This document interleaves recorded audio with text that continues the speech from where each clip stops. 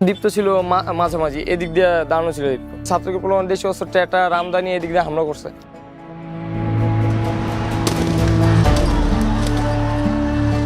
এটা ঝালাই দেওয়া, এদিক দিয়ে একবার এইটুকু পুরো ভাঙ্গা পুড়ে গেছে।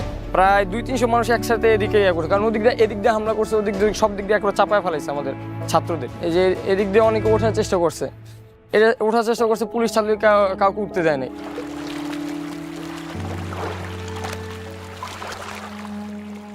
18 জুলাই সকাল 9:30 বাসার থেকে মানে কলেজে গেছিল।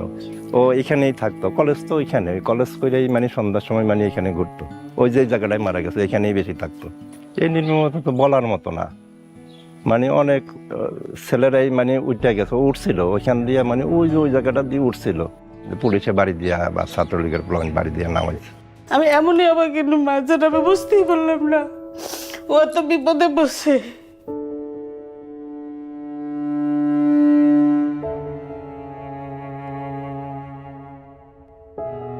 ও বাঁচা বাঁচা গায়ে চিৎকার দেয়, হাতটা দিয়ে লড়াচড়া দেয়, কিন্তু কেউ ওরে সাহায্য করলো না।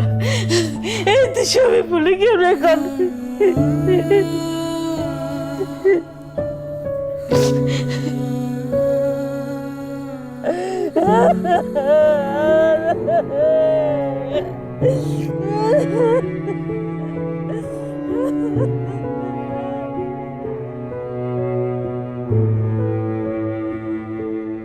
শান্ত কিন্তু অন্য একটা মানুষের চেয়ে আলাদা অনুভব করছি ও শহীদ হওয়ার পরে।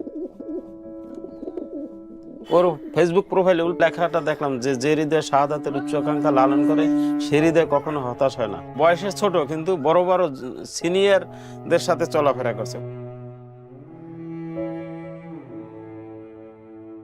শান্তমণি খুব মেধাবী, ও অ্যাকাউন্টের স্টুডেন্ট, ওকে পাসপোর্ট রেডি করতে বলছিল। ও স্টুডেন্ট বিষয়ে বাইরে যাবে, সুশিক্ষায় শিক্ষিত হয়ে ভালো একটা অ্যাওয়ার্ড নিয়ে আসবে, সেরা মা হব আমার আকাঙ্ক্ষা ছিল। আল্লাহ তাআলা আমাকে এত বড় অ্যাওয়ার্ড দিয়েছে, আল্লাহ যেন তার শাহাদাত কবুল করেন।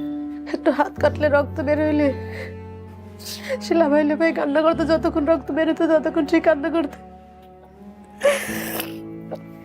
আমার সে ছেলে কি রক্তাক্ত হয়ে গেলে। আমার খুব আদরের সন্তান ছিল শান্তমণি। সব আত্মীয়স্বজন বলতে ছেলেকে আর কয়েকদিন পর বিয়ে করবে, এখনো শান্তমণি বলে ডাকে। আমি কাকে শান্তমণি ডাকবো এখন?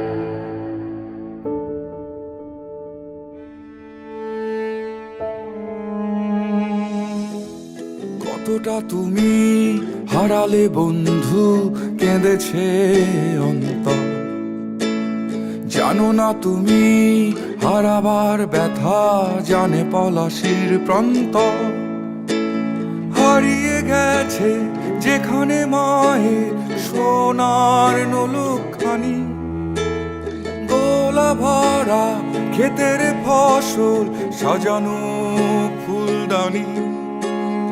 এ হারানোর বেদনা তুমি রেখো অন্তরে, দেখবে তোমার দুঃখ লুকাবে পলাশির প্রান্তরে।